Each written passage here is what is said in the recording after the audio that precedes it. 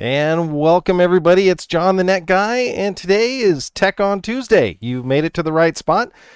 There are a few changes afoot here. Some of you guys might, the keen of you might notice. Got a different desktop here. I was always jealous of those people that have wood desks and wood unboxing tables, and I said, hey, why not? Let's change it up a little bit. Let's bring some earthy tones in here. We'll do some neat stuff. And another camera, because you got to have another camera, right? You know, we were using a Lumix for a while, and we're back over to Canon. So we're checking that out. Got a few people shuttling in here. As you guys that are OG Tech on Tuesday watchers know, we got to let the Amazon folks in here in a little bit, but there are some rules like I can't say subscribe to my YouTube channel, can't say follow me on Facebook, can't say check out my Twitter, technically, but everybody does it. You know, I'm realizing that I'm the only one I think that plays by the rules, but I'm hoping someday by playing by all their rules that I will eventually get on their A-list. So if you haven't already, take a look at my Amazon shop link. It's in the description on YouTube, or if you're watching on Amazon here in a little bit, you're going to be on there. But if you can give me a follow, that would be great. That helps me out. And just so you guys know, the parts that are over here and over there and wherever, I get a tiny, tiny commission, like single-digit percentages. And we're not talking like big single. We're talking very low single-digit percentages commission on these things. So I'll tell you if something, you know, there's a product in here in the list that's debatable. We'll talk about that as much as I can. And I'll tell you, you know, if there were some other options I might use. It's an interactive show, so use the chat. I see we already got some people in here. It is a huge day because we have a GPU that you can buy that's in stock right now. I got to flip over to this thing. So this is the Sapphire Radeon, everybody hates it, RX 6500 XT that we're going to use in this build. And you know what? It does surprisingly well with this configuration. Throw into that, we're going to put in the Intel Core i3-12100F. So that's the one that requires a CPU. And this thing is slaying all these other chips right now. So that's another change here. And you know what? You can get all of this right now. You can order machines again. It was like all these tech tubers. We were like, I don't know, can't order computers. So what should we do? Should we, you know, come up with some other, there was some interesting content. You know, Gamers Nexus had some fun stuff that they've been doing lately. But hopefully you guys can hear me okay. Let me know in the chat if my volume's too high, too low, needs to go anywhere. And we're going to get started. I'm going to let those Amazon guys in here, and you're going to see me use a kind of a different tool here. We'll talk about this and what it is in a second. Welcome, Amazon shoppers. This is John the Net Guy. You've joined Tech on Tuesday at 5:30 on every Tuesday in 2022. Today we're going to do a little bit different show. We are actually going to build a PC. I had somebody the other day, they said, I liked your stuff, but I don't cook. And, you know, I don't vacuum things. Apparently, we got into the smart vacuums for a little bit, and we're coming back to our tech roots. And so one of the things you're going to see me use today is a new product. And again, I put it in the carousel. It's up right now.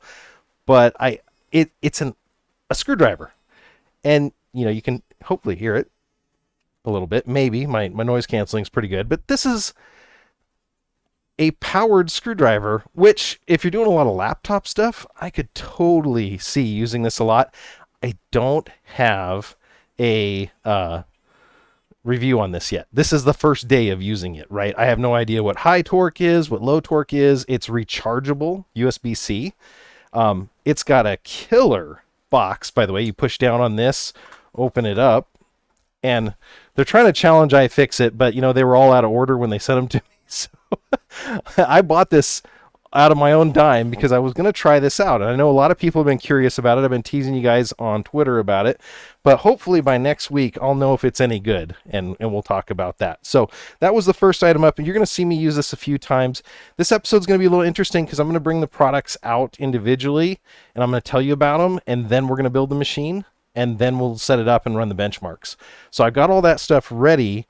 I'm going to go show you guys how you can find all of my stuff here. So if you're interested in purchasing any of the products, they're in the video description. If you're on one of the other services, or if you're on my Amazon shop right now, you are in luck because you got a carousel. And in that carousel, you can click right on the products. If not, you simply go to my Amazon shop here.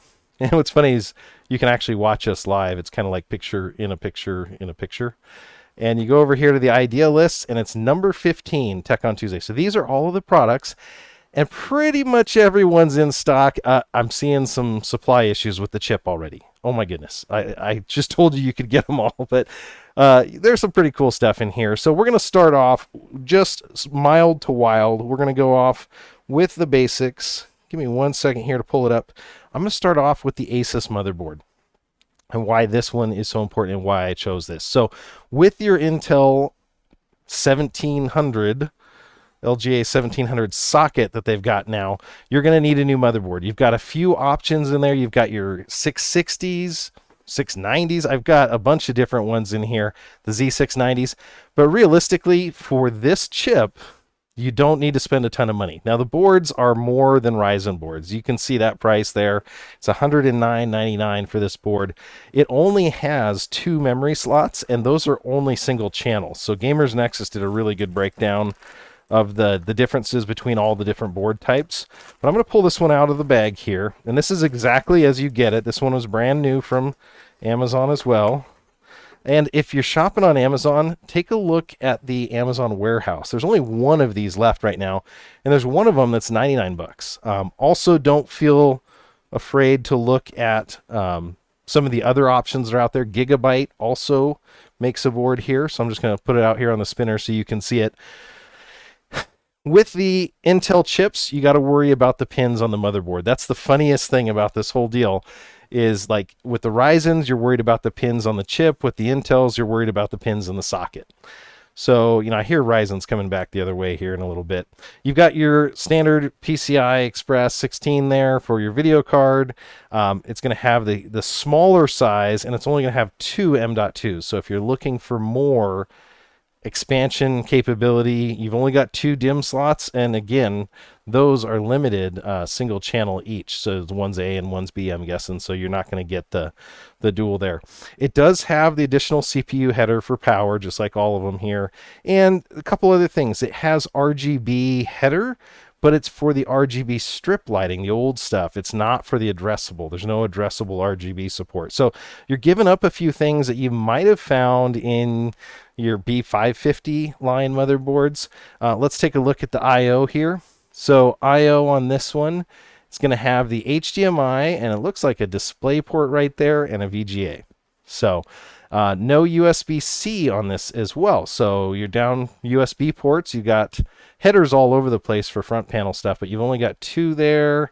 It's going to have gigabit Ethernet, and it's going to have some standard audio. And when are they ever going to get rid those PS2s? I think Pinky Tech was talking about that the other day on Twitter. He was like, hey, why do we still have PS2s? It's kind of crazy. But just looking in the chat, Carlos, welcome. Awesome. Thanks, man. Thanks for joining here. If you're on Amazon, by the way, feel free to use that follow link that's over there or somewhere around here, and you'll be notified every single time I go live. So we're taking a look right now at the let me get this exactly right because there's so many letters, 610M-E D4, and this is from Asus. Now, a couple other options, like I said, Gigabyte makes one of these, which actually does really, really well as well. They've got one that I wouldn't be afraid of buying, and I think it was $89. Don't quote me on that. So if you're not really worried about brand, this is the one I had, and this is the one I purchased. So that's why it's in the show today. I had some questions about that. So the motherboard is the basis of the computer, right? Now, you can upgrade chips on this thing easily, but remember, you're going to be limited by that memory lanes that you have there. So that is going to be a drawback. If I had another 20, 30 bucks to spend, you might go over and get the 660. That's what's over here. I've got a 12,400 in that one. So if you're looking at hitting that $600 budget, which is what I promised you, you're going to have to make some concessions. Honestly, I'd go with the Gigabyte board. If you're trying to get exactly to $1, it's $89, and it's just as good as this one, I think, as well. So that's the motherboard that we've chosen for this. I'm going to put it out of the way only because I want to bring in individual products up. My editors know exactly why, because we're using this footage later. You guys are actually helping me make content. I don't know if E.L. Chrysler's out there in the chat. He actually had a chat question before anybody started. Let's see if I can bring this up for you guys. E.L. Chrysler, he says, I'm curious why not use a faster NVMe drive, which is available in the same size, same or even lower cost I found looking at SP and Team Group. Great question. And honestly, it comes back to what I had in stock. And it's interesting because actually, if I come back and look at this, thanks for that question, by the way. This is the next item up, and I'm just going to pull it up here, which is the storage I chose. Now, you've got lots of choices when it comes to storage. This one, when I put it in initially, I believe it was cheaper. I believe it was around $45. Right now, this is $49.99. And this is the ADATA, the SU760. Now, this is a 256 gigabyte one. The $49 one that I quoted you here is the 512. So now I've built the machine around this one. You could pick whatever storage you want. I would recommend buying as much storage as you can afford and supplement with an old spinning drive. If you've got an old computer with an old laptop drive or something, that's going to be the cheapest dollars that you can spend. So grab something like that and throw it in as a game storage drive, and then just throw your good games on your 512. But I had some trouble getting Warzone and Shadow of the Tomb Raider and Windows and a few other things on this small of a drive. That's why I went 512. NVMe would be great, and actually this chip supports the PCI Express 4. So you can get the really, really fast NVMe drives with this. Not necessarily going to be, bottlenecked by that like you would with some of the other boards and chips. So that's what I'm going to have here. I'm going to open it up real quick just so you can take a look at it and what you get. This one, if I remember right, did not come with an adapter. Some laptops, depending on the thickness of the drive, will have an adapter. So I'm going to pull that on the side camera for you guys. So that's the drive, pretty basic. Now, this is where I wanted to tell you about some choices. The ADATA drives that I've had some reliability issues with the older models. I've had, I think the 500 series that they had and some of the other ones. The one thing I can say about it is they've been very good about warrantying when I have had issues. When I've had Crucials and other series, I've never had issues. So that's the hard part here. Is I'm recommending this one because I think that they do stand by their product. If you have a Crucial or a preference for Samsung or any of the other brands, they are good as well. So don't take this as, the end-all be-all. But that's the drive right there. I think these drives are still going to be around a while. Even though NVMe is out, they've done some tests and people really can't tell. The one nice thing I'll say about NVMEs, unless you're on some really fancy chipset, that has cooling and all this other stuff, is that they actually do really, really well, except if you have a GPU on top of them. So if you want to be able to swap out your drive or do stuff, if it's mounted on the back of your case, it's a heck of a lot easier to get to than if it's on the motherboard itself. That's the only advantage I could see of doing that. Again, you're going to need separate power and a cable. I've used this one and it's already set up. So part of it is I had this in stock. And another one of the Amazon rules is at least 70% of your parts have to be on hand, which nobody follows these days except me. Are you getting a theme here? I'm pretty much a legal eagle is what I'm trying to say here. So that is the hard drive that we're going to use. I don't know why I'm putting them all the way back in, but we'll come back to that here. Memory is up next. So I'm going to get that ready for you. I got to put that here for our Amazon folks. If you're shopping along on Amazon, feel free to say hi, unmute, stay a while. If you say something in the chat, I can echo it back out. And I would love to hear about what you're interested in building. If this is your first time seeing the Intel 12th gens, you're in for a treat. They're really, really cool chips. They finally, I think, are catching up to how far AMD has gone. So this memory module is the ones I've chosen. And again, part of it was availability. You could get these. They're 3200 megahertz DDR4. Now that's another thing about this motherboard we chose. It's a DDR4, that D4 on the motherboard. That means it's going to use the older memory, even though with the Intel, you're going to get support for DDR5. So there we go. Even though you're going to get the support for the faster DDR5 memory, and you know what? I got to pick this up because if I see that the whole night, I'm going to be really sad. So I was just noticing something out of the corner of my eye. But yeah, if you have deep pockets and you're building a nicer system, I would go with the DDR5 if you can find it for a reasonable amount. The problem is nobody can get it for a reasonable amount right now. So, hey, Chris Stone, thank you so much for the follow on Amazon. I really do appreciate that. I go live every Tuesday at 5:30 Pacific, Tech on Tuesday. So this is what we're taking a look at right now. This is the memory. As far as cast latency, this is 16. Hopefully I got you the right stuff. Now what's cool about this, and the reason that I buy most of this RAM like this, is I'll use it in my Ryzen or my Intels. Previously, the Intels, it really didn't matter. They didn't take advantage of the faster memory speeds. With the 12th gens, they definitely are taking advantage of the faster memory, so you can do that. They go all the way up, I think it's like 4800 or more. It's pretty cool. Corsair LPX, that's what Andrew says. So yes, this is the LPX Vengeance 3200. Now, what's funny is it actually does say megahertz right there, and craft computing folks all know that that's technically mega transfers, but we won't even get into that. Who knows? That's a whole nother debate that we could be here for a while on. So that's the memory I chose on this one. It's a good budget memory. Right now on Amazon, that's looking at 67. They've fluctuated a lot up and down memory recently. So, you know, obviously if you have a preference on memory, you can find something that works for you. Definitely don't mind grabbing some good memory. So we're going to put this back away for the next product up. I'm just kind of giving you the tour of what's coming here. Let's go back over here and talk GPU, because this is the one that's going to get everybody either love it or hate it. This is the RX 6500 XT from Sapphire. It's their Pulse model. So I've got the Nitro 6800, and it's got all the RGB and all the fanciness on it. This is the 6500 XT that I just pulled up on the carousel for you guys. And realistically, it's a good entry-level 1080p card.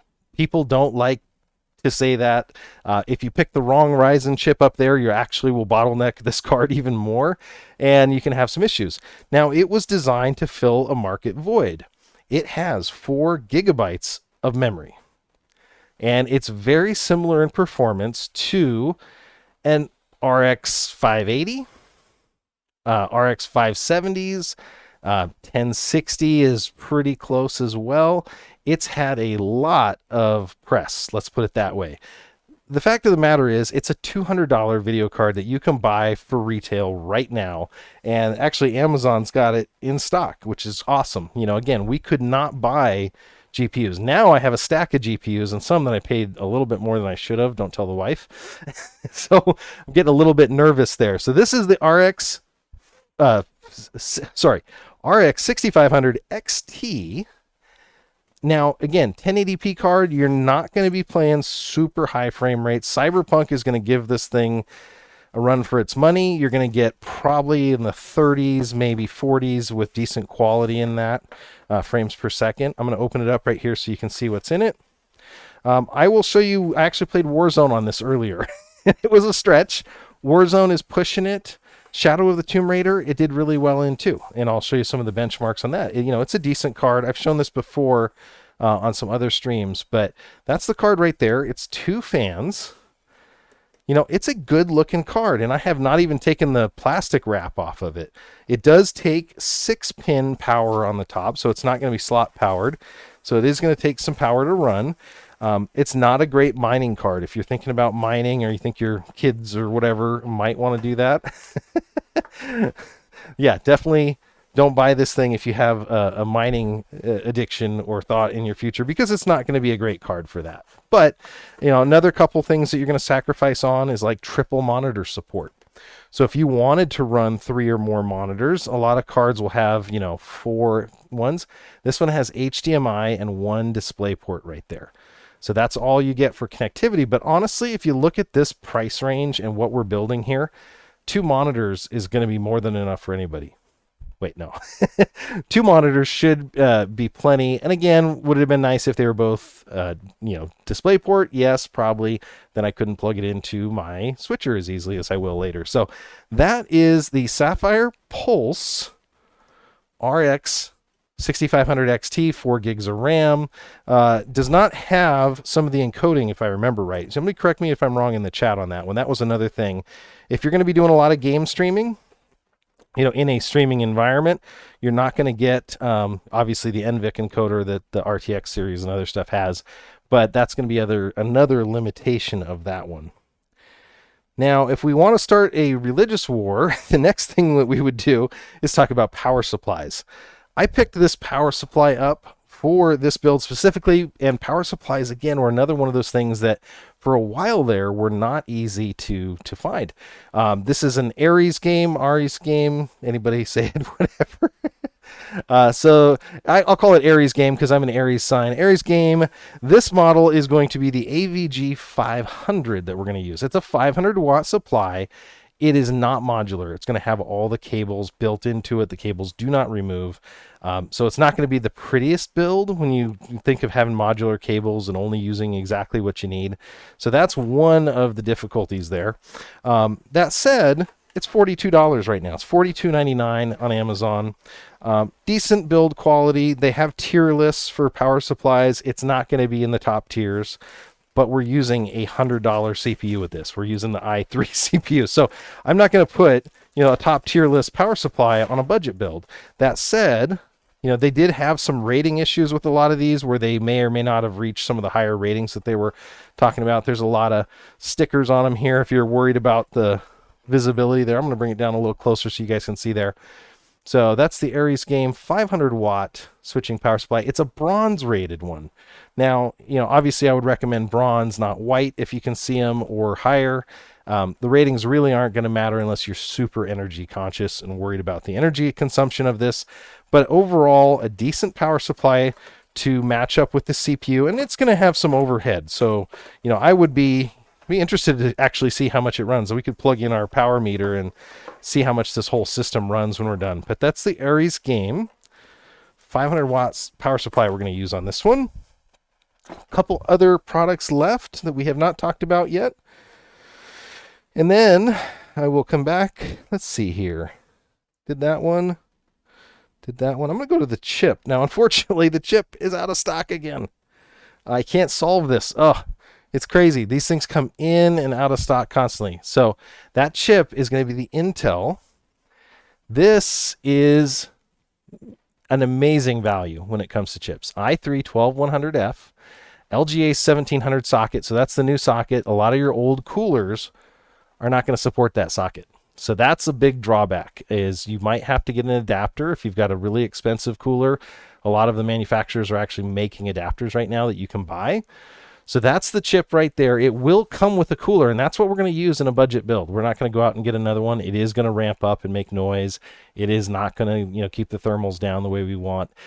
That's the one thing I really hated about my cheap Ryzen machines, is when I use the stock Ryzen cooler, super loud, and just the amount of volume that it changes. If it was constant, that'd be fine, but going up and down and up and down. So this will do that a little bit. It does come with a cooler. I'm going to unbox it for you here real quick. Who wants to see another trick? I have a new thing I haven't tried yet. Bear with me. We have an unboxing camera. So been playing with the studio a little bit here. So this is the Intel chip. We're going to see, I might have to adjust the exposure and a couple things on it to get it just right, because this is our first time using it. But yeah, this is the unboxing, and I posted this to Twitter. Look at that that thermal compound. And actually, hopefully you can see it there. There's some almost looks like scratches on the copper plate. So this is the fan right there that we're talking about. So there you go.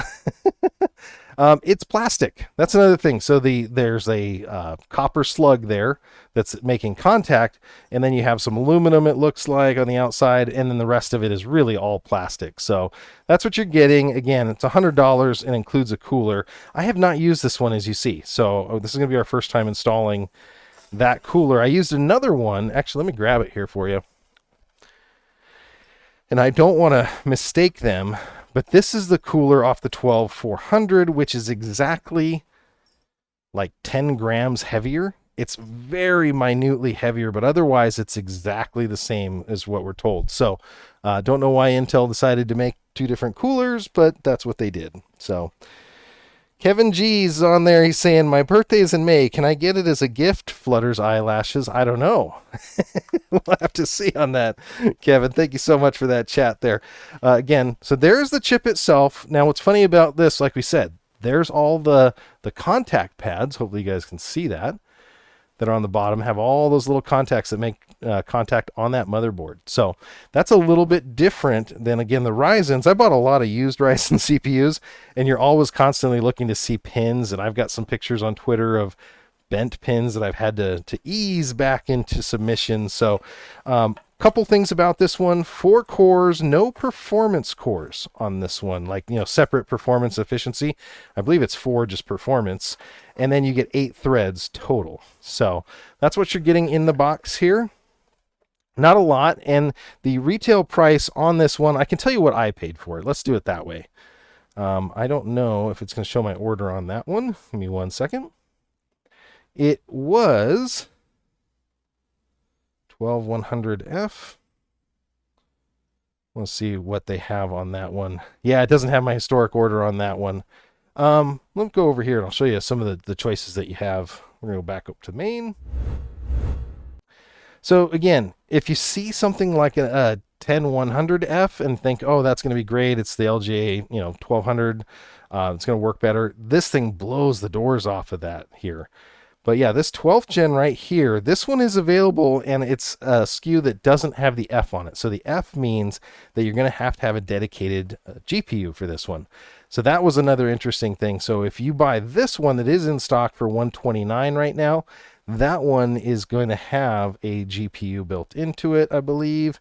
And another option, if you were going to upgrade from this one, would be the 12400, which is another amazing chip.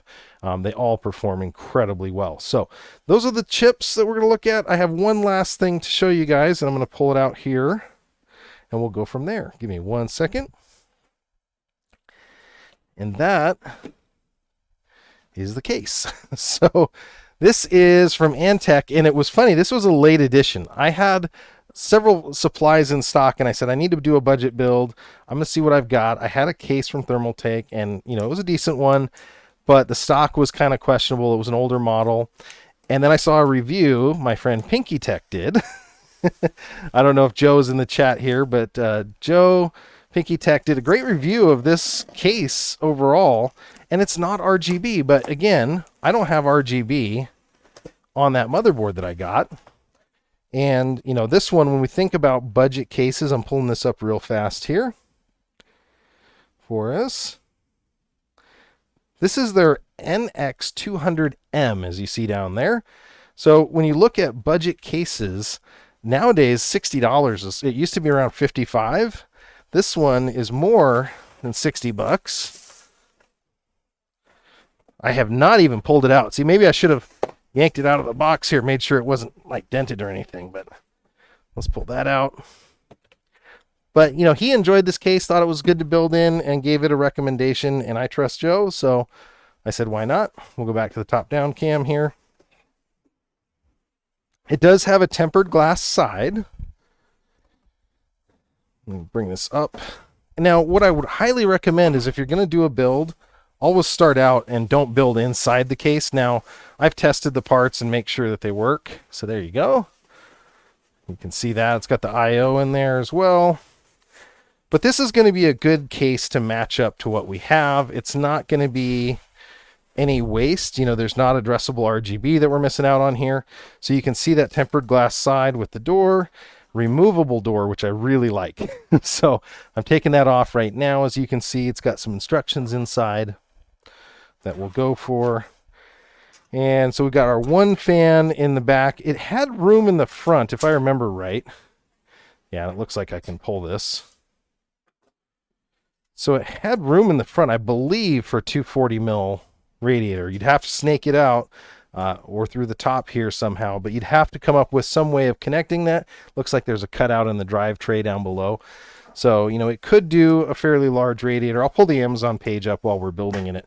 But again, I recommend building on a bench and go from there. It looks like it's got plenty of room up top for additional fans.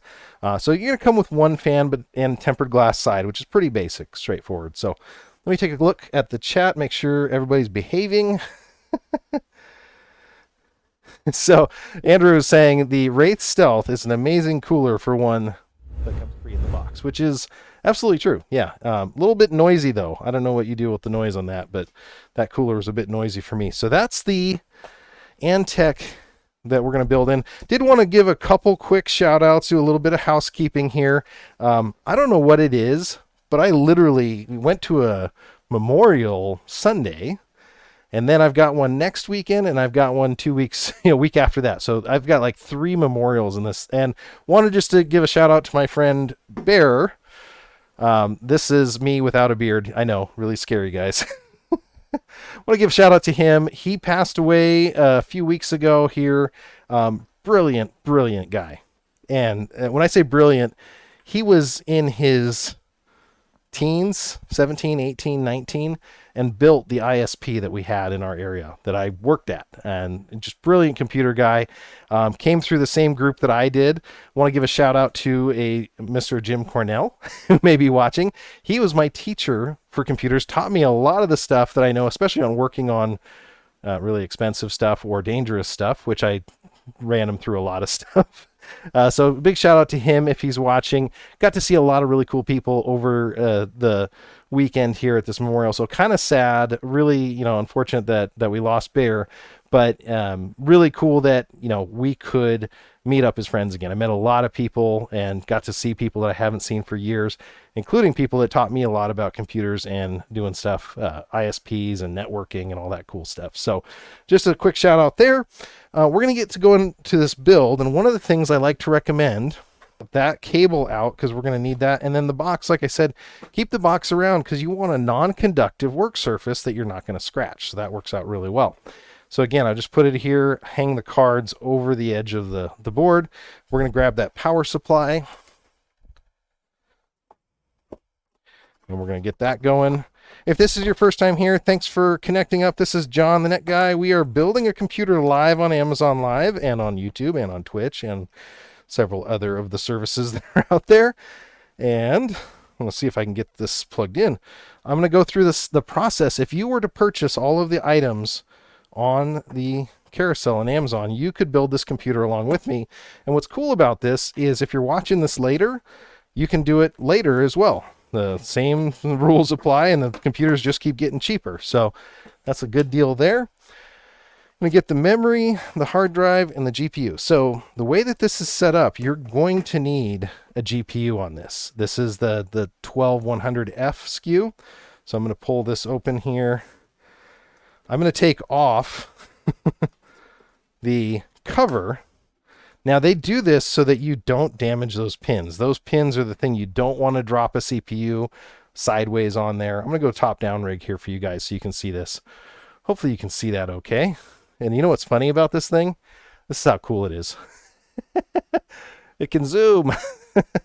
So there's the item right there. Chips have an index on them, a corner. It has a little mark that is different than the rest of them. I wonder if I can do the side view. Yeah. Can you see that? So there's the chip. There's a corner. It's got a little bit of an index mark with a little bit of a hash on it. So hopefully you guys can see that. It's going to be that little gold tip on that one corner. And then if we come over here on this same socket, it's going to have the same thing. And there's actually on the socket itself, I'm going to come over to the side view here. There's actually an indicator as well. So pull that down. We're going to put the CPU, and same thing, the writing is upright. Put that in, lock it down. Okay, so that part is done. That's the good news. That's the CPU is out of the way. Next up, we're going to grab that cooler. So this is that stock Intel cooler. This one just happens to be brand new. Before I mar it all up, I'm actually going to show you one more time on the top-down rig that really interesting thermal paste layout. I don't know if you guys have ever seen anything like that. Let me know in the chat what you think that was, if it's been that way for you too. Seen anything weird like that. Other things that I do not like about this one, let me show you on the side camera here real quick. So these posts are all plastic, and I've had cases where I didn't secure them properly and they've actually popped. One side will pop, you don't notice it, CPU gets hot, things like that happen. So again, another thing that can be difficult with these. So I'm just aligning it here. Now you can align it on those holes. Get those to lock in. Got that down. Just trying to get it all locked in. And I'm double checking on the bottom that they've made it all the way through. Now, let me show you what that looks like. I'm going to go back out full and go to the number 2 camera here. So what I'm doing is I'm looking at the bottom of this and I'm making sure that I'm getting full contact. And you can see one of them does not have a full seat in there. And you could hear that pop down when it went. So there, now that's seated all the way through, and then that's locked in place. So turning those, they're all locked in place. Did that one pop? Okay, they're all locked in place. Wanted to get that right. We'll come back out here. So that's the basic layout. I've got the CPU, and we're going to go next to attach the fan. Let me go back over to the top down. Now on this motherboard, the fan attaches right next to the memory, and this fan connector that you have here is indexed, so it's not going to go in any different direction. Now you could move the CPU around so that it fit better, that it wouldn't have as much cord or anything like that. We can do a lot of those things, but I'm going to go ahead and just connect it up right here. And like I said, I like to do everything here on the bench as much as possible.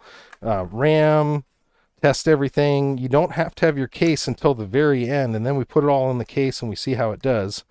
So that may be the last step here, actually. I'm going to take that memory out. Now, how many people, this will be an interesting question in the chat, use a wrist strap or a strap? I've never seen a YouTuber that puts on a static band to do this. Maybe we just don't value the sensitivity of memory. Is that it? So in this case, I'm putting the memory in. One side is fixed and one side is not. The memory, the label is going to be the same on both chips here when I put it in, but the memory goes in one direction and then snaps down. So you have that open on this end right here. We're going to put it in, and I don't even think I have a static wristband. There we go. So that's in. We're doing good. Now, power supply, again, make sure it's in the off position here before you hook anything up, or better yet, keep the power off entirely to it. I just wanted to have that ready to go. You can start connecting up the power supply. Again, 24 pin right here. Hopefully you guys can see that. That's the 24 pin, and it goes in this way. It's only going to fit one way. It's got a clip, and make sure you get a good connection. We're going to go to the CPU power because this has the additional power on this one. So we're going to do that. I believe this is a 65 watt chip, if I remember. I'd have to go to Intel to double check. They've got a really good database, but it's so funny because all of their SKUs for the 12th gen, they have like 22 different SKUs. So there we go. Let me know if that top-down view works for you guys. Nobody's getting motion sick. I think I can go back out a little bit even. Here we go. So very neat. Okay, GPU. I think we're going to actually pull the plastic off of this thing for the first time. Let's bring this up on the side camera. Plastic coming off.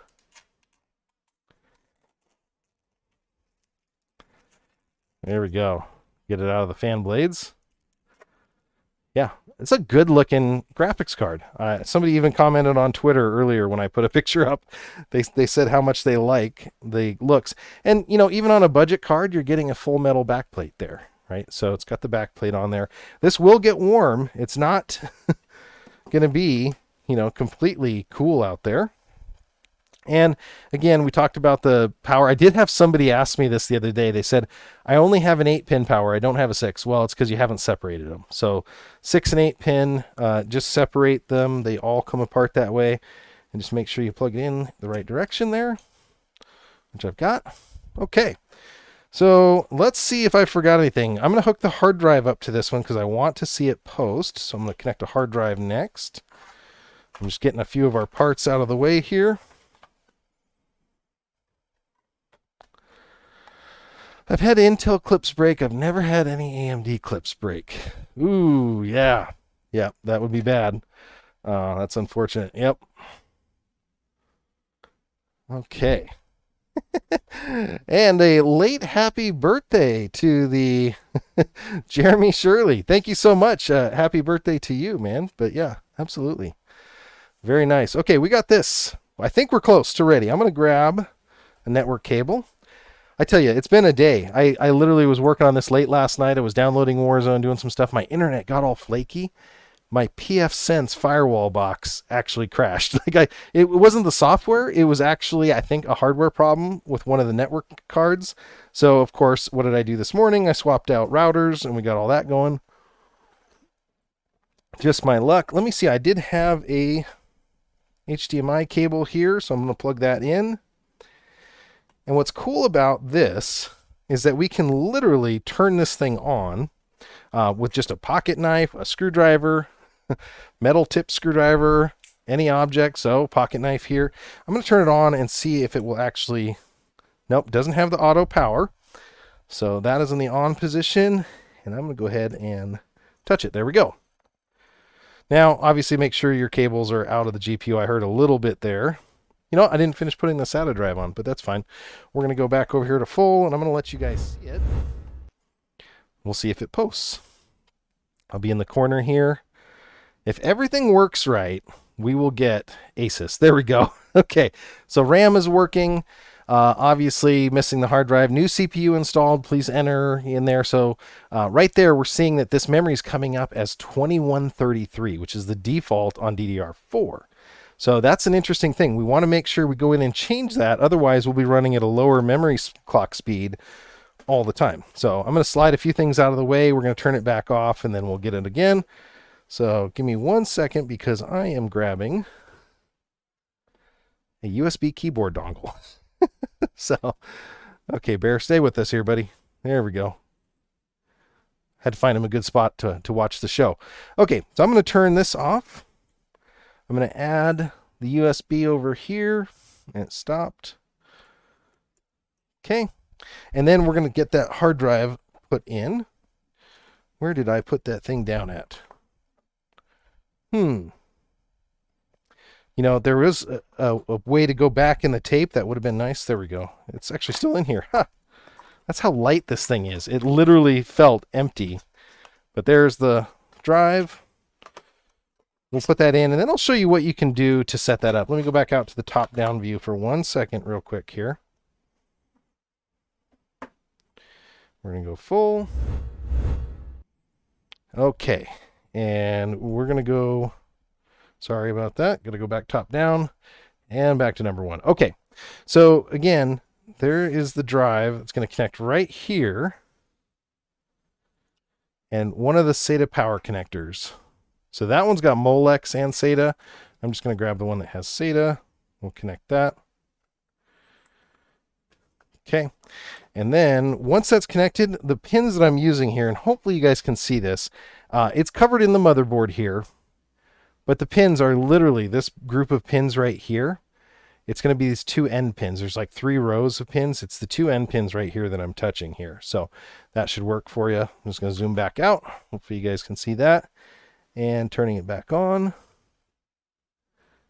Let's see. Helps if I turn the power supply on too. And there we go. And she's back up. Now you can actually use, there's a power supply test that they have. You can use the test harness to test your power supply and turn things on if you want to check a case or RGB or something. I'm going to hit the delete key as soon as I see it, or F2, whatever this motherboard is. We'll get going in there. There we go. F1 to run setup. Okay. Now what's cool about all of these new setups is their mouse. I can't tell you how many times we didn't do that. Now I turned on the XMP profile here. You see this right here? So you've got the enable for the XMP. Now Gamers Nexus was saying some stuff that this may or may not be supported on this board, but I'm going to assume that it is. I'm going to go through there. We're going to let it boot up, and we'll see if we get Windows. If we get Windows, I'm going to run you through some of the benchmarks, and you can see some of the performance that we've gotten out of this, and then we'll throw it all in the case next. So if you're here just to look at the CPU, what we got going there, that's cool. I'm going to switch products here.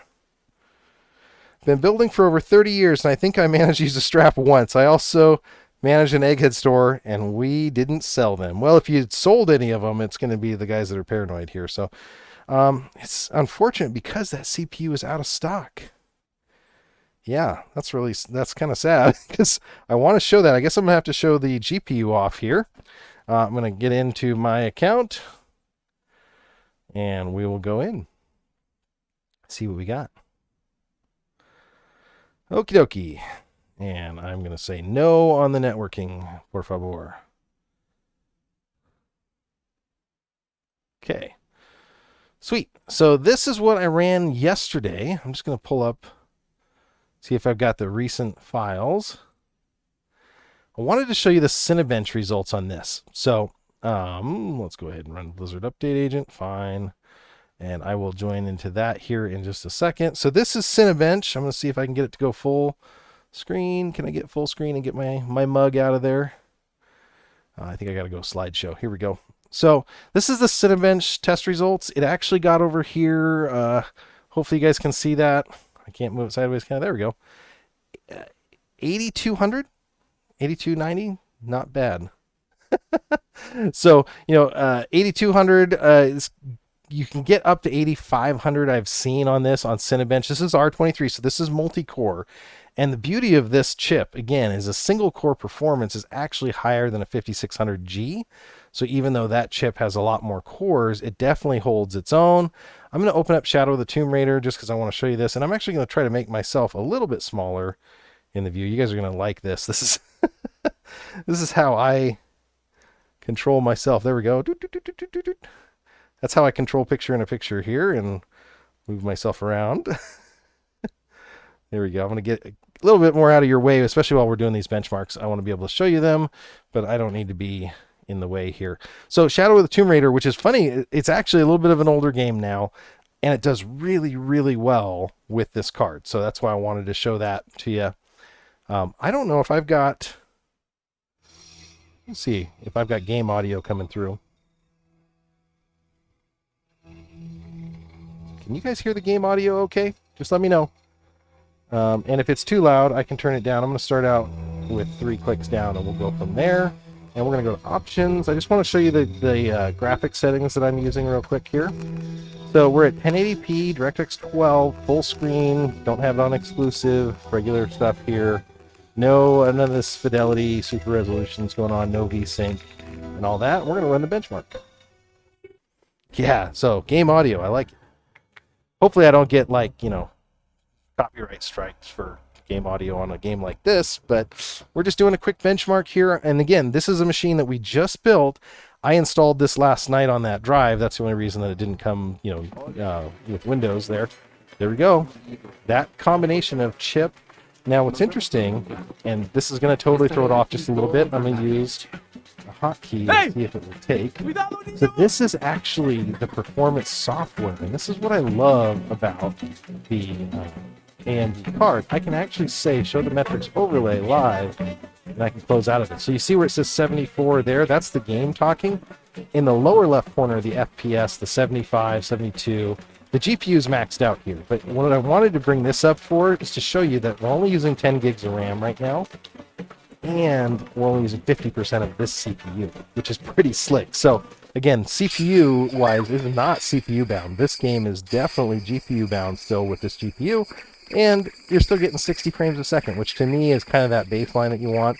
So between the CPU and the GPU, we've got basically $310 in that combination, which is not bad at all. And you can see this would be more than playable at 60 frames a second. And 1080p, I'm running on a 27-inch monitor over there right now at 1080. Actually, the stream's running at 720. That's Amazon limitations. But, pretty decent game. If you've got a game you want me to take a look at, let me know. I'm going to go run into Warzone here in a second. I'm just going to show you what Warzone looked like, because that was an interesting one. I want you to be able to see that. Give me 1 second. I'm going to get that up here while we're doing our benchmarks.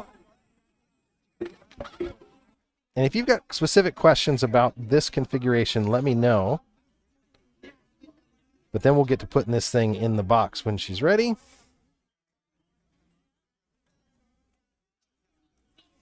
So yeah, definitely following along on Amazon right now. This is John the Net Guy. We are building a PC. This is what you're seeing on here is all of the items that are in the carousel right now are going into a case and making this machine. But this is a game, Shadow of the Tomb Raider. We're just running the benchmarks on it right now. Just showing you guys the smoothness that you can get from a budget graphics card and a very budget CPU that hits way above its weight class for sure. So wanted to show you that. And I'm going to bring up Another benchmark I ran earlier. I don't want this thing to play sound, but I'll show you that in just a second. Because this one will actually play Warzone. And that's something that you don't really think about. But, you know, you could play Warzone in a pinch on this. If you're seeing any stuttering, that's actually sometimes. Yeah, decent overall. We're about getting to the end here. We're going to get to see the results. See the overall average. But we've been in the 70s and higher most of the time in this game. So now we're back to the result page. See if I get my mug out of here. Here we go. So there's the results overall. Minimum 64 on the GPU. It looks like average FPS is 77. It's saying, and maximum FPS was 130. Average 80. Definitely GPU bound for sure. Oh, J-Rock said my sound is bench is done and your sound is fine. Oh man, I'm sorry if my sound was breaking up. I'll turn the game audio off so you guys don't have to deal with that. So there we go. But that is the overall, you know, performance of this one. We looked at the performance of the CPU alone in Cinebench. That Cinebench score is higher, I believe, than a 10400. Not sure. I have to double check on that. So even something from just 2 generations ago, this CPU definitely is powerful. Let me go back out. I want to show you one other thing too. I've got these Ryzen chips all over the place because you're getting them for just under $200 and the motherboards were just dirt cheap. But this is the 5600G. So that's the one I've got in there. I've got a stack of these things, and this chip will outperform this 12-core chip. This 6-core 12-thread. This chip will outperform the 5600G easily in gaming performance because of that single-core performance, that single-core thread performance. So if you see me dumping some 5600Gs real quick and some quick builds, it's because I got to get them out of here. With the 12th gens from Intel, you know, coming in here and being price competitive. Thank goodness, you know, somebody came in and is making AMD have to think about what they're charging for their stuff. So definitely appreciate that. So let me know in the chat if there's any other games you want to see. I'm going to pull up real quick a little bit of testing I did earlier on the same system. So this is actually Warzone. I'm not going to go in and play a multiplayer game just to, like, you know, totally rage quit on people because I think that would be awful. But I am going to show you a couple key highlights of my really poor performance. Now, yeah, like, I can't hit a thing. I'm telling you, man. Warzone is not my game. But I turn-tailed and run pretty fast with all of them. So, again, this is the game performance overall. You're seeing 86 FPS in the lower left there. I'm getting shot the whole way. I had no ammo. I literally was out of ammo. And so I'm like, gonna break into this house, I'm like, oh wait, no, can't buy anything. I'm gonna go run into this house and see if they've got some weapons. There's some ammo, some plates I picked up here. But yeah, it was kind of interesting. You know, the performance overall wasn't bad. I'm gonna go back a little bit in the game so you guys can see this, but there was actually, right when I got into the game, I went upstairs here, did a little bit of camping. Yeah, no complaints. This is actually an area that I wasn't so happy with. I had the graphics settings set to 80% render resolution, and, you know, I couldn't see the guys, to be honest. I was sitting right up next to the monitor at 1080p. I couldn't see the guys that I, you know, wanted to. Again, totally GPU bound here. Got the frame rate for it, but definitely, you know, was not gonna win anything. And you'll see the quality settings when I go in here, but what I did is I backed out and I said, okay, I got to change some of those scalings. So I went into the options here and went to the graphics, and you can see there we got full screen. Most of the stuff set to automatic in here. It's not as pretty. I turned off that dynamic resolution, so I applied that real quick. Went out, same kind of thing though. You know, I went out again to take a look and see if I could find somebody to shoot at. But then I'm getting a lot of that almost like anti-aliasing where you're really blocky because it was just the 3D render resolution was too low. So I made sure that was back to 100%. And then the game ran slower. That was what I was showing you. So now we're at 63 FPS, 65 FPS. Game ran slower, but it was still usable, which is funny because, again, this game is not supposed to play on this combination at 60 FPS, right? So that was that. I'll save you from my gulag death, but yeah, this is where I totally got ambushed. This is really sad. So you can see the guy flashbangs me, comes around to my side, and just totally waylays me. But yeah, I'm a YouTuber, not a gamer, obviously. Warzone is not my game. Fortnite, my daughter and I love to play that. This would be a great Fortnite machine if you were interested in that. Somebody said the other day, esports titles, this thing would really, really excel at. So what I'm going to do now is I'm going to throw it in this case. This is actually going to be a PC that I flip. I'm going to sell this thing and sell it in my local area. But we're going to assemble it together real quick just to show you how easy it is. This is going to be a little bit more laid back. If you guys have any questions about the parts, if you want to chat, let me know there. I'm going to leave a few items in here. I'm taking the things that I have to out. I'm going to leave the RAM, CPU, and CPU fan, just because that makes it easier. And again, if you did have an NVMe drive, you could put that in on this M2 slot, and even on the H610, I believe that this is a full speed M.2 slot. So again, that's the motherboard as it is. I'm going to get a couple extra things out and, you know, put this together. I do need to get the back plate. That's one of the first things in building your case. If you forget to put this back plate in, you're going to be swearing, because you're going to have to basically take it all apart. So there's the back plate that they include for this one, just so you can see. So that's one of the first parts to go in, because there's no way to get that in once you have this thing built. You're going to have to basically take parts out. Let me know in the chat how many of you guys have forgotten the the elusive back plate and had to take a machine all the way down. I can say I've done it a couple times. And then I remember more and more the more I do it. More times that happens, the more I learn. So I'm going to do that. And let me know if my sound's still good. I was just interested in that. We're going to get building here. I'm going to check the chat on my end, make sure there's nobody with some questions here. And if you're just following on Amazon right now, we're building an Intel i3 system. Brian M8, thank you so much for the follow, man. You're going to get notified every single time I go live on Amazon. And if you guys do want any of these parts, they're in the video description. They're also at the bottom of Amazon in the carousel, or on the side here, maybe, if you're on Amazon desktop. I don't know. They keep changing everything. I can't even point. But if you do purchase those, I get a very, very small commission off of it. I can't say very small enough and have it resonate, but it's a tiny commission. But if you do purchase that, that helps me out, helps me make more videos. Cameras are not cheap these days. Craft Computing, apparently he went out and bought a bunch of cameras recently. So I'm going to pull this case out. You know, this would be a good opportunity to use this screwdriver that I've never used before. So this is a new product that, again, I put it in the carousel just so you can, because I knew somebody was going to ask. They're like, what is that you're using? This is from Doctor Who. This is a sonic screwdriver. No, not really. It is on reverse. Oh, it's a tool-free design, but it did those just fine. Okay. So I'm taking off the back panel. That's going to let us put the power supply. This one has a power supply basement. It also has a cutout where you can see the power supply. I know Zach Tech Turf, he's huge into, and I have carbon fiber for the power supply. If somebody really wants that, I can do that to the power supply. He was all into aesthetics over everything. Like, he literally had some TikToks that he was taking people down because they didn't value aesthetics over performance. And I'm like, I'd rather have it run than just look great. But, you know, that's just me.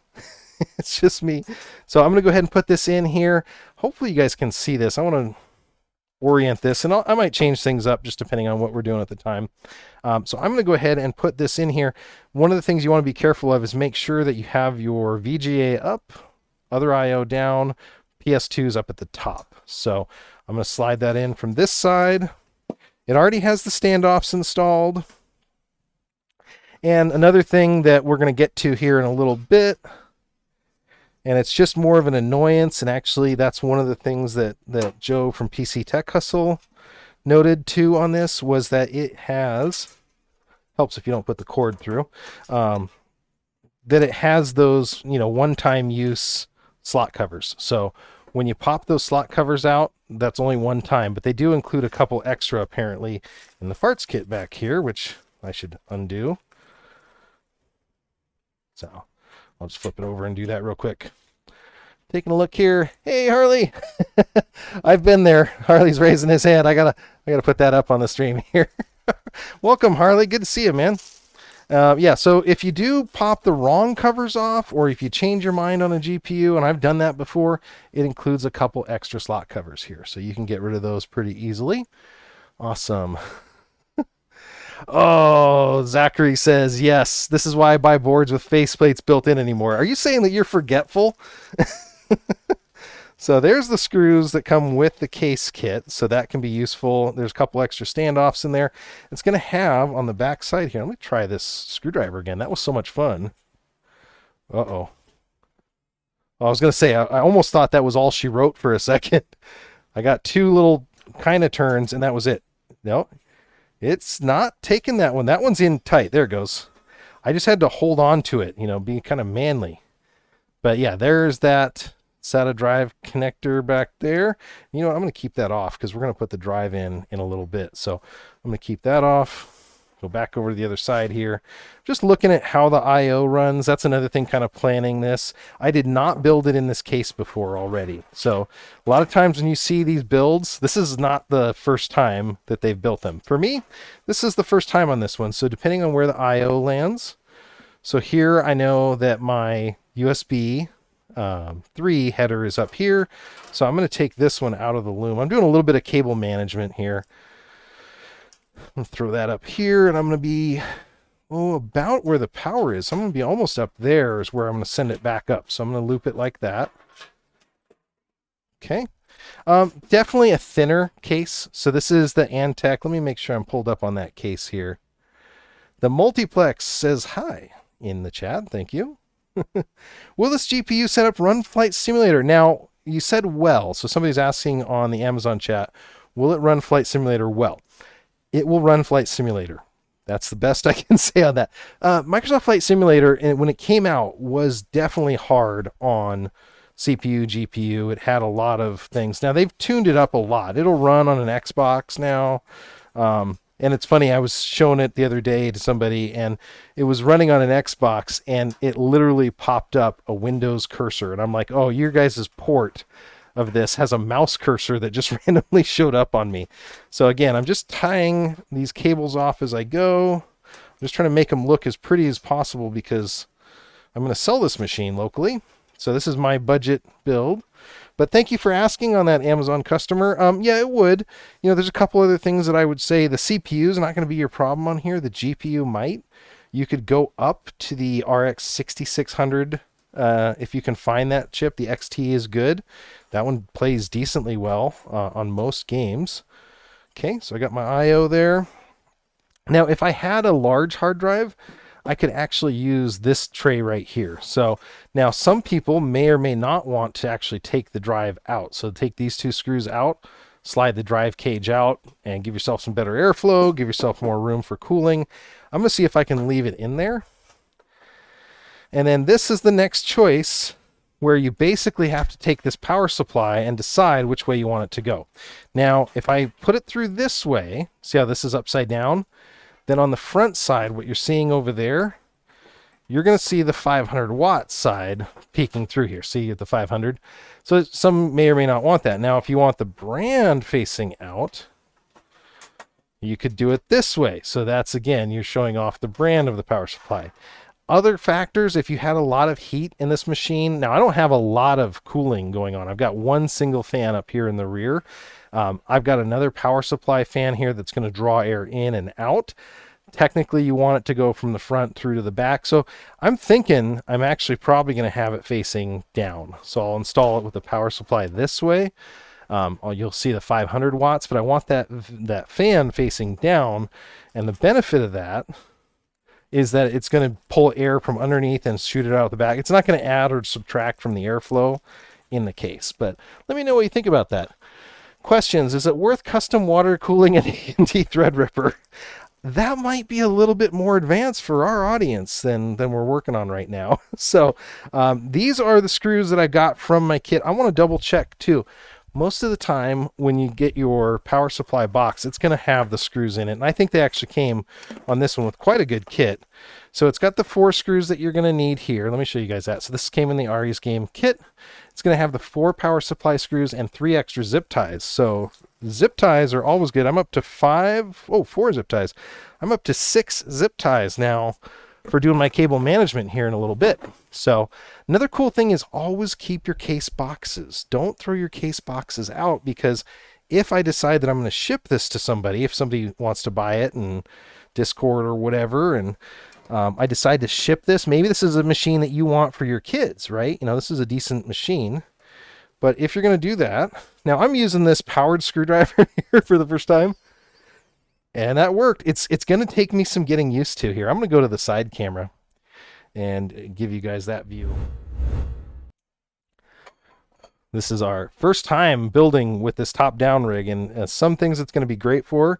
So all I'm doing is I'm putting those 4 connectors in, the 4 screws. That's pretty good torque on this thing. It did slow down there.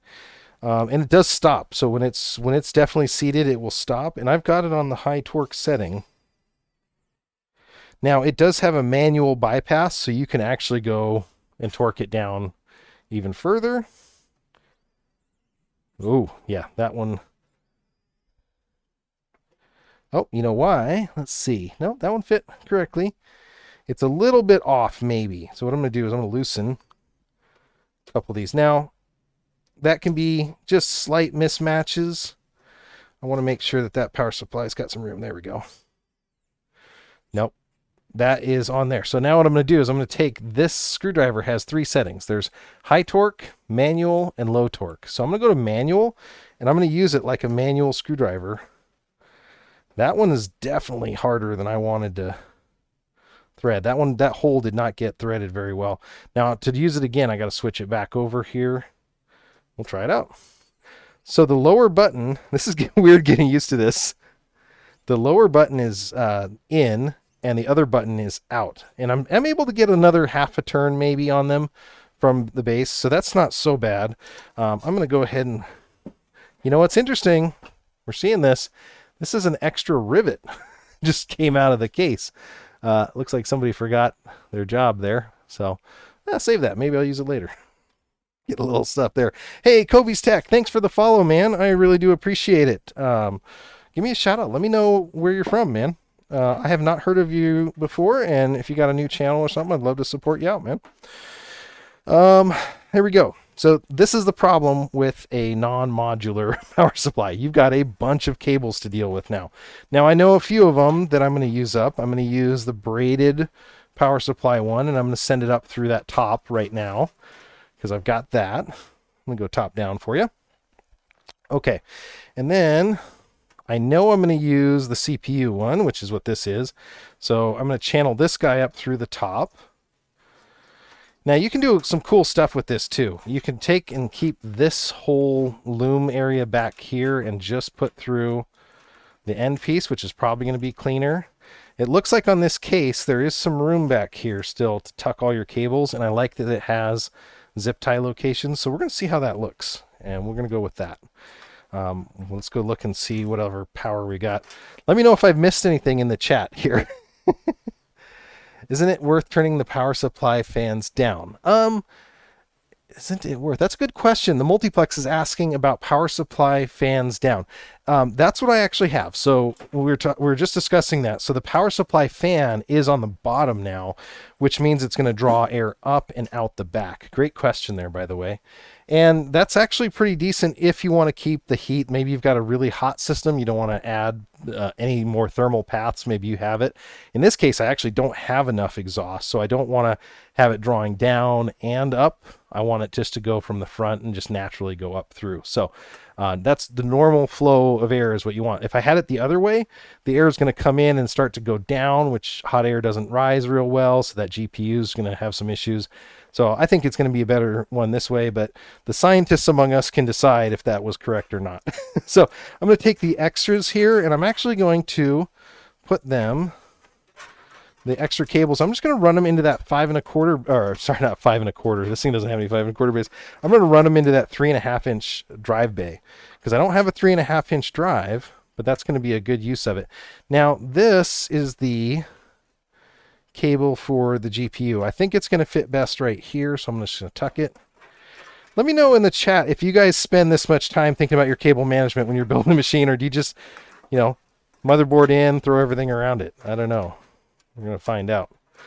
I got a lot of system builders on here. So now, because that SATA drive, this question came up earlier. Oh, don't drop that in there. Whether or not to put the drive in first and do an NVMe drive. So this motherboard that we picked does have 2 NVMe slots. You'd obviously use this top one, but if your GPU's in and you ever wanted to swap your hard drive out, you're taking GPUs out, you're taking the machine apart. You know, in this case, I'm going to run this drive like so. I'm going to look for the fine thread, and I'm going to mount this on the back. So you'll see the cable coming off, and they've got some 90-degree cables. Yeah, this is going to be interesting using this screwdriver. It's working. Okay. So, you know, this is going to hide that drive for sure. But, you know, some people might say that an NVMe would be faster, which it would, obviously. I'm only going to put 2 in on that because I don't need superhuman strength there. Taking a look here. No other questions in the chat. Awesome. You know what? This screwdriver is actually working. Now, it's not putting things as torqued as I might if I had to do it by hand, but honestly, I would probably be over torquing them if I was. So I'm taking the extra cable, running it down here, and then I'm going to run it to the drive. So technically, I think I just did all of the routing of the power supply wires that we're going to use.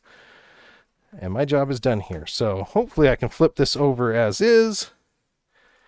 And we can just do the rest of the build this way. Looks pretty good. How's that top-down view look, you guys?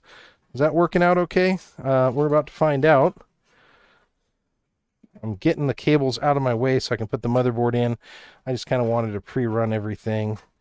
This is the I/O that they've got. And then this chassis fan, it does not have a PWM control on it. So that means it's going to run whatever it has. It's only a 3-pin on this one. So it's going to run whatever it's going to put out. It's not going to have a tachometer sense. Just double checking here. Because I ran the bottom I/O, I've got to kind of tilt it.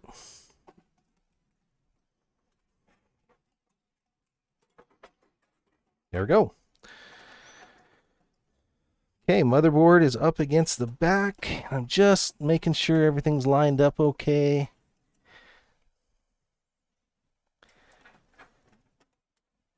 Just making sure that these, one of the common problems that I've had is the metal on the HDMI will get stuck inside the port. Let me show you what that looks like. So right here where you've got this little metal, that will actually go into the card slot or into the cable slot rather than on top of it. So there we go.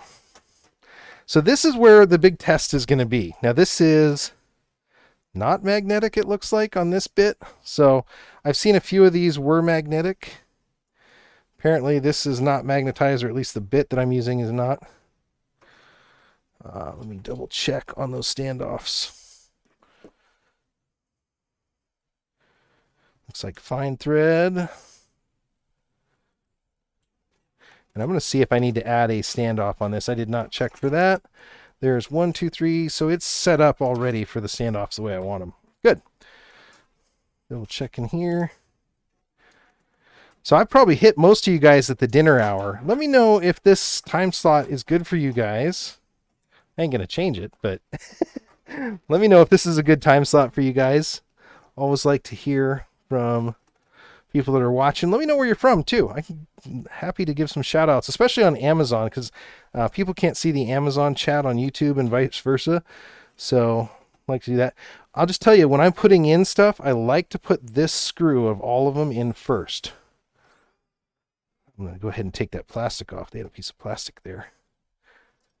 I like to put this back screw here because I can still swivel the motherboard in place a little bit and line the other ones up. So this, one of the things that would be nice is if this screwdriver was magnetic. It looks like it's not magnetic or not magnetized, and that may be just the end. The other thing that I was kind of concerned about was hitting this top hole up here. Now I'm able to get the cable where I want it, but I want to get to this very top screw hole, which is kind of hard to see with the lighting here. But that very top screw hole, that's one of the hardest ones to get. And I'll show you what I normally use. I use this baby magnetic screwdriver. And yeah, I'm going to use that on this one because you know what? That other one's not going to be easy to get to otherwise. Okay, baby magnetic. That worked just fine. So this little powered screwdriver is not the end-all be-all. I did have to switch to the bigger one to make that work. I'm connecting my CPU pins up top here, making sure that that connector's tight.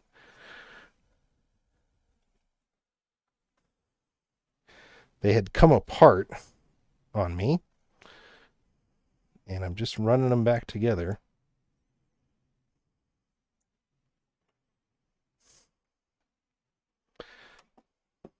There we go.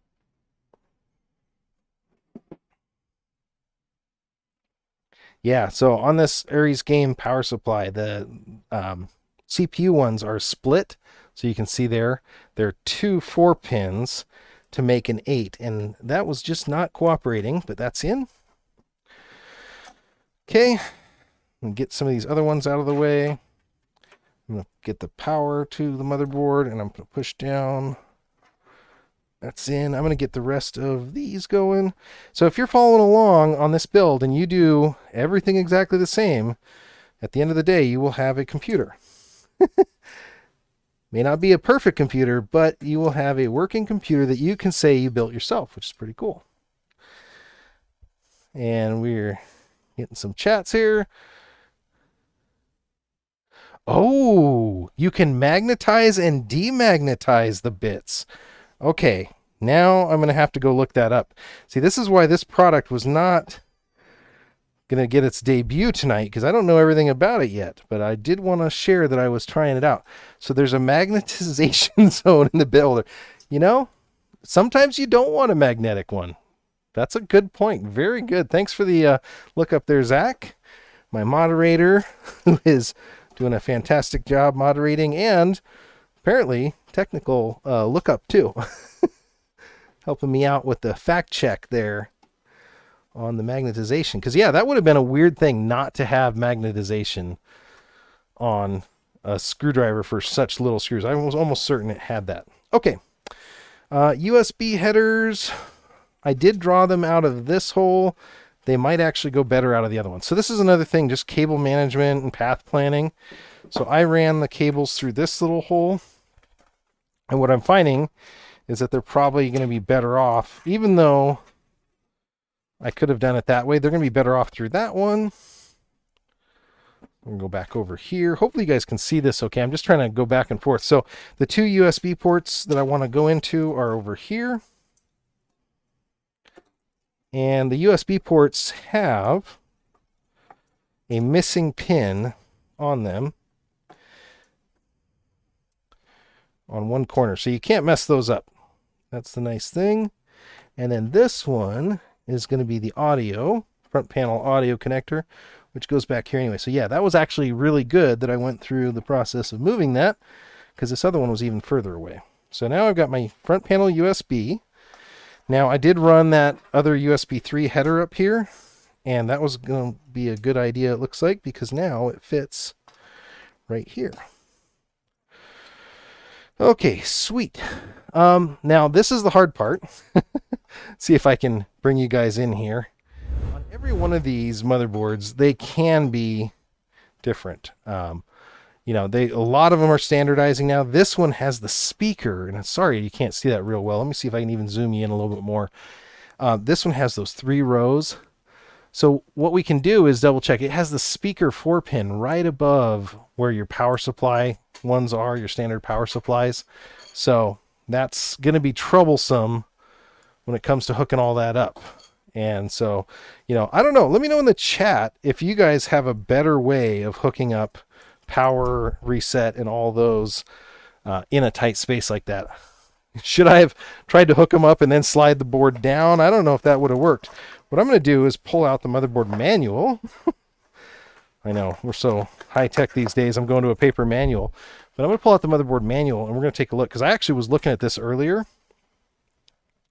And it's not a bad manual if you're ever in doubt and want to know where things are at.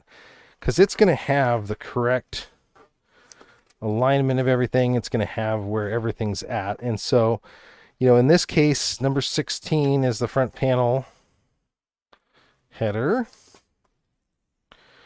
Okay. Power, ground, clear CMOS. There we go. Okay. I'll pull that over on the side camera for you guys here. And you guys can see that way. So that's what I'm looking at specifically right there. Hopefully that focuses in. So that's the front panel headers. Even though you can't see them real well. Looking good. 12th gen CPU coolers look so good. Oh, somebody say that, they look good, but they're plastic, man. What were they thinking, right? That was from Grass. Grass, thank you so much for joining, man.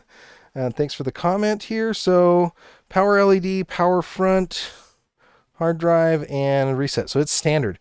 Some of the cases that I like will actually have a block that these are all set up in, and you put the block on for I/O, and you can't mess it up. So I'm going to do the power LED next, which is kind of nice if you have that. And then I'm going to do the hard drive LED. So we're just knocking it out here. I'm missing one SATA cable for the hard drive. And again, we went SATA on this. We saved a little bit of money. And you know what? It was a drive that I had in stock, and we'll be able to access it from the back now. That created quite a bit extra of cable in here if I come back to the top down. So that created a big loop of extra cable here. Since I'm selling this machine, I'm going to go over here and I'm going to pull the excess through the back here because I want this front to look as clean as possible. So I'm just hiding that here in this garage area, the power supply basement. And so I'm able to tuck those out of the way. And then somebody thinks that there was some more thought and planning. Now, SATA cables, this one here is straight on both ends. Now, I think that's what I'm going to want. Some of them have a 90 degree, which you can put on there, and it'll go basically straight down. I think I'm going to get the same effect putting this one in and running it through that way. And coming out the back, just looping it through here, making sure that cable's not under a bunch of stress, which it's not. And then I'm going to attach it to the back here. Let me know what you guys think of the new top-down rig. Should I keep this for doing builds? Definitely an interesting look for sure. So that's basically built. Not bad. Okay. Then the question is, will it post? It's not going to post now because it doesn't have a GPU in it, which is pretty obvious, but I need to put that in last. If I'm working around an expensive GPU, for sure, I'm putting that thing in last. Okay. Uh-oh. That torque is not, this one piece of sheet metal here was not being easy. So this is an Antec case, and I'm going to look for the GPU. Where did I put you down at? Over here. So GPU goes here. It's going to be those top two ports that I need to take out. Now this can be a problem, and I got lucky on this. So you see where I'm flexing this here by the motherboard? Some motherboards, you don't have the room, or some slots go too far down. I got super lucky here. So that's another thing if you're, just starting out, be careful of.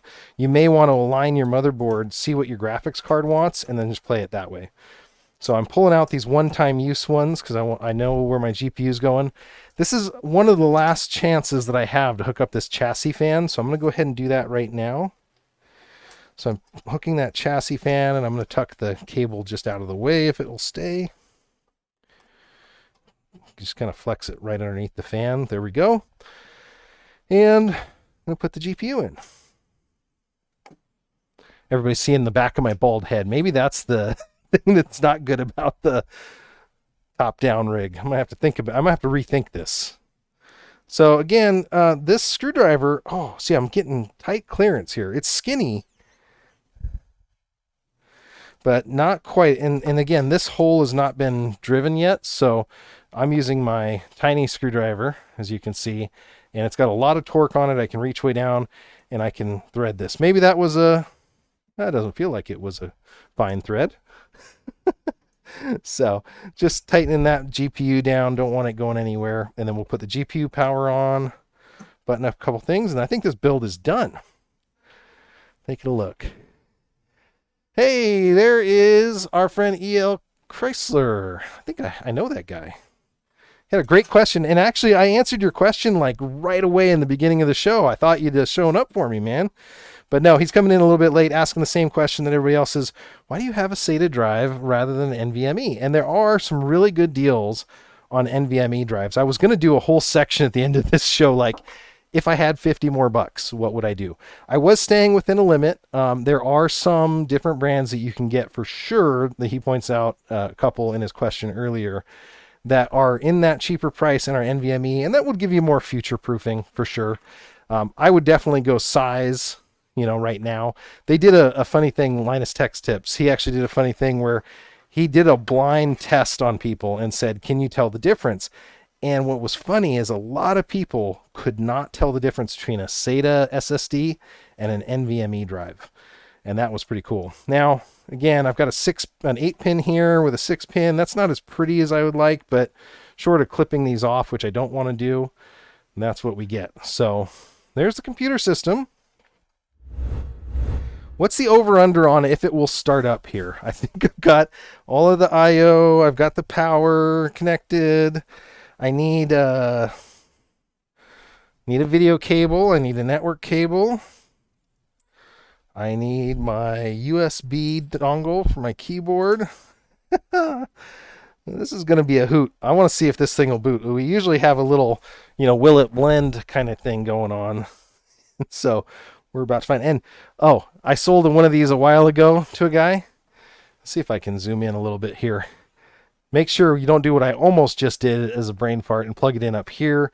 Plug it into your GPU. He was like, I plugged it in. It's not turning on. Well, you bought the one with the GPU, so make sure you use it. Here we go. So over under in the chat. E.L. Chrysler says he's enjoying a cigar. Very nice, my friend. Very nice. Okay, I think we're set. Moment of truth. Will it boot? I like to bring up the screen. 3, 2. I just hit power. And I got something. What's funny is there's not a bunch of RGB. I'm used to these cases that's like everything lights up and goes crazy. It has a little tiny power light. So this is definitely like a sleeper case, right? And there we go. We've got our Asus search. In search of incredible. We're ready to button this guy up. I don't think there's much left on it. I'm going to put this back plate on while I've got things going. We didn't do full cable management on it. I will do that before I list it because I like to put pictures of my listings. And again, we spent about $600 on this. It's plus or minus. You might have to, get a good deal on a couple of the parts. And that's what I do is I keep an eye, like all the parts that are on this list, you could just throw those in your Amazon cart and it's going to notify you when they go up or down a few bucks. And that can be, the difference between getting a $600 machine and a $650. Hey, I got a name stealer in the chat here. Let's see who this is. I got, oh, it's not going to let me pull him up yet. I got a name stealer on the other service here that we're on. I met a guy named John Freeman, myself, that has my exact same name, has the same boat I do, and lives like 20 minutes from me. Well, actually, no, maybe like 40 minutes now. So, kind of a funny thing. So every time I see him in the chat, I'm always weirded out by that. Good to see you, John. Thanks for joining.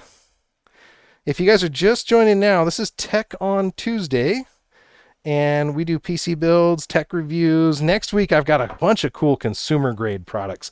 This is a good budget machine. It's going to be a little budget gamer, and I could see this going to a kid. You've got the Intel 12th Gen It's the i3. So it's what we normally consider like the entry level, but it outdoes some of the AMD, integrated graphics ones. This one actually even has a GPU. Here we go. We're going to do the peel. Oh, I don't know. I don't know if people could get that because the noise suppression's so sad it takes it away. But it does have this tempered glass side on it over here. The Antec case does not look bad. It has a magnetic closure, so it's going to stay closed. Again, not a lot going on in here because, there you go, you can get a good look at the side of it. Not a lot going on in here because it's literally a no RGB build. So solid 1080p gamer for $600, and you can buy every single piece in this now. And if I come back over here, we showed some of the benchmarks. See if I can get logged in real quick. I'll show you some of those again one more time. And I always have to watch for the eagle eye people that are watching my hand movements for my pin. Who knows?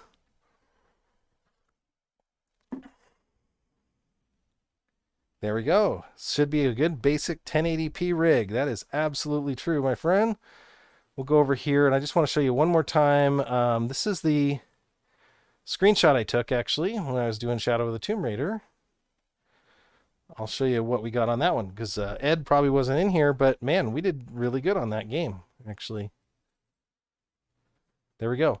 So this is 74. I think the last test we did was 77 FPS. So decent. And again, about 8,500 on Cinebench. So overall pretty good. What would be a good case for a home server I want to build? I like the no RGB, somebody said. Oh, brutal. I'm one of the guys that likes RGB. I know another one in here does not like it. And, definitely if you play some older games.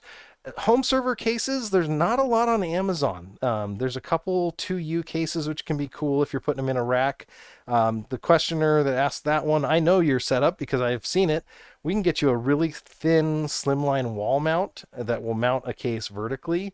And you could put a server case in there. You could do a lot of really cool stuff. But I'm going to go check the chat real quick and see if we have any other Amazon questions. Hey, I see a Mr. Cornell. You are online finally. You're going to have to go back. He's watching us on Amazon, that person I told you about here. I'm actually going to pull up a photo here real quick. I was telling you guys about this earlier, that this weekend I got to go see some of my mentors and people. I'm going to pull up this photo. It's not of him because I didn't ask if I could use this picture, but I want to pull this picture up here. I had the coolest high school computer teacher. This is not him, of course, but this is his VJ22, same style, amphibious airplane. You know, how cool, is your teacher when you're out there at the lake with all your guys in high school thinking it's fun, trying to impress girls, and your teacher lands on an airplane on the water and then takes off again. So, yeah, very cool. Good to see you, Cornell. I was telling you about earlier. And again, dedicate this show to my buddy Bear, who was taken from us way too early. Just an absolute genius of a friend. He was the reason we had internet for where we did as long as we did out there, which is pretty cool. So this is the machine. I hope you really enjoyed the show. Thank you guys there. Good to see you guys. Eric Hakobian, I think I got that name butchered right up there. Thank you so much for the follow. And El Paso, very nice. Thanks there. Kobe's Tech, been following on YouTube. Thank you. Love the show. Awesome. Time works for me. Atlanta, somebody said. So the 5:30 time works in Atlanta. That's about 8:30 your time, just after dinner. I like that. And Bradley Webb, thank you so much for the follow on Amazon. You're going to get notified each and every time I go live. I got some cool stuff to show you guys. So this machine's all done. It's all wrapped up. If you guys want to use the build guide that we have, I got some really neat stuff I'm going to show you. Like I said, next week, I'm going to go into this screwdriver a little bit more. So this is that powered screwdriver. And it wasn't magnetic, but apparently we're supposed to do something to magnetize it. But I'm going to know what that is next week. So I'm going to show you that. That was that cool powered screwdriver reason. I got some other neat products that I'm going to come out with next week. One of them I showed some people over the weekend. Is for all you nerds out there that still want to write.